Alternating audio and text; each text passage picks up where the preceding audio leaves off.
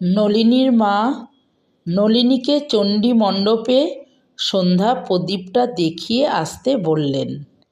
সন্ধ্যার অন্ধকার ঘন হয়ে এসেছে। হাতে প্রদীপ নিয়ে ধীরে ধীরে এগিয়ে চলল সে। নির্জন নিস্তব্ধ চণ্ডী মণ্ডপে নলিনীর হাতের প্রদীপটা মঙ্গলঘটের সামনে রাখতে যাবে, অমনি দপ করে আলো জ্বলে উঠল। আলোকমণ্ডলের মধ্যে দুর্গাদেবীর মূর্তি দেখতে পেল। নলিনীর সারা শরীর তখন ভয়ে কাঁপতে লাগল। ছুটে গিয়ে ভয়ে কাঁপতে কাঁপতে সে তার মাকে জড়িয়ে ধরে সব ঘটনা বলল।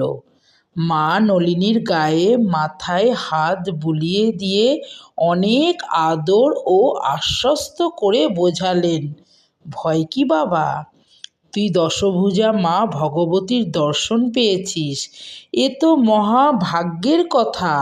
তিনি সকলের আসল মা।